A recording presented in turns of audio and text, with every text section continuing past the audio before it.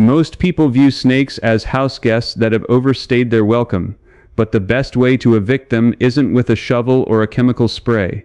Long before the era of modern pesticides and expensive ultrasonic deterrents, our ancestors managed their land with keen observation and simple, tactile strategies. If you live in the United States, you are likely dealing with one of four primary snake families: the Colubrids, the vipers, the Elapids, or the Boids. While most are non-venomous, the fear they trigger is primal. The old ways of keeping them at bay weren't based on magic or folklore, but on the ruthless manipulation of the environment. If you remove the reason a snake wants to be there, the snake will simply cease to exist in your yard. The first rule of the old way is the elimination of the buffet. Snakes are cold-blooded creatures. They do not hunt for sport. They hunt because they are hungry, and they prioritize high-reward, low-energy targets. If you have rodents, you have a snake. It is a biological law. In the 19th century, farmers maintained a strict zero-tolerance policy for wood piles near the foundation. They knew that a stack of logs is not just firewood. It is a 5-star luxury hotel for field mice. Mice bring snakes. Snakes stay because the mice are plentiful. If you want the snakes gone, you must move your wood pile at least 30 feet from your home's siding. Keep it elevated on a rack, 6 inches off the ground. Airflow beneath the wood denies rodents the dark, dry shelter they crave. When the mice leave, the snakes follow. Next, consider the grass. The old-timers didn't have string trimmers, but they used scythes to keep the perimeter of the homestead as flat as a tabletop. A snake is a tactical predator. It relies on the element of surprise. It needs cover to feel secure from hawks, owls, and foxes.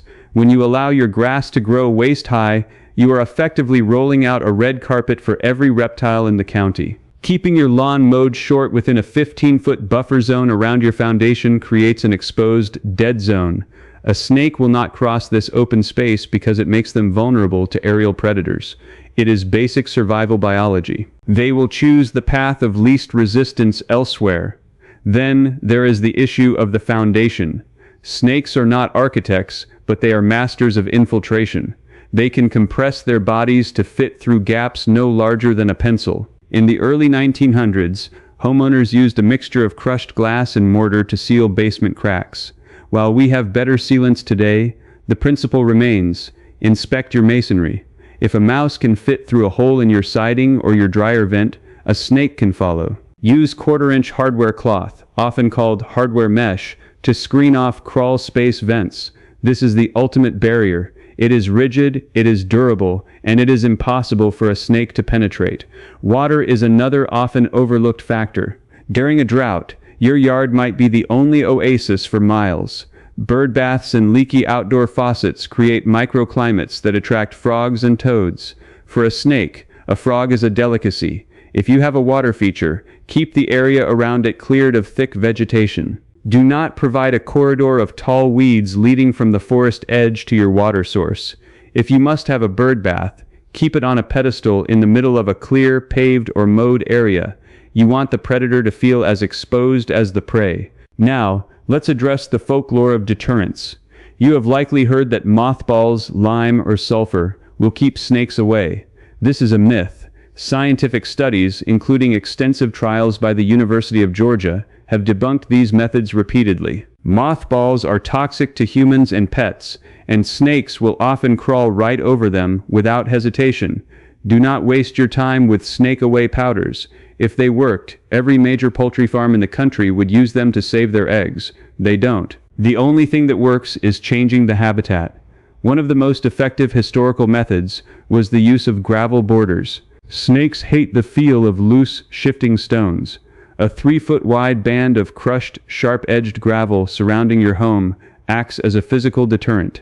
It is difficult for them to slither over effectively, and it provides no cover for the insects and rodents they prey upon.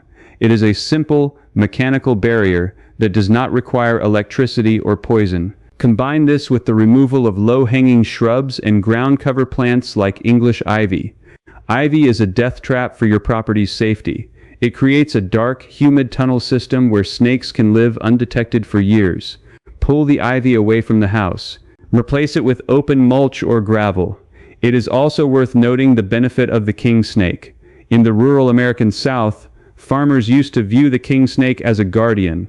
Because king snakes are non-venomous constrictors that actually hunt and eat venomous snakes like copperheads and rattlesnakes, they were treated with respect.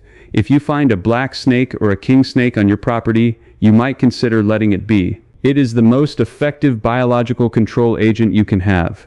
They will occupy the niche, drive out the more dangerous competition, and then move on once the food supply is exhausted. Understanding the why behind their presence is the key to mastering your property. Snakes do not hate you. They do not want to interact with you. They want a dry, warm, hidden place to digest their meal. If you look at your yard through the eyes of a predator, you will quickly see where the vulnerabilities lie.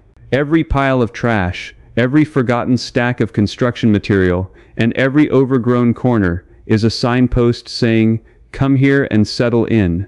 The modern world is obsessed with solutions in a bottle, but nature is indifferent to your chemicals. The old way is the way of the environment. It requires labor, yes. It requires you to be observant.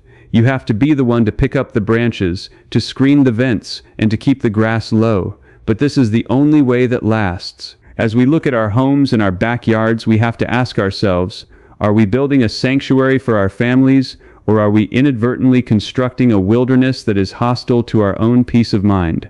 A yard is never static. It is either growing wild, or it is being maintained. The snake is simply a symptom of the state of your land. When you take control of the environment, you take control of the inhabitants. Perhaps the lesson is not how to get rid of the snakes, but how to ensure your home is a place where they simply have no reason to be. By returning to the basic principles of land management, you ensure that your boundaries remain yours, and the wild stays where it belongs.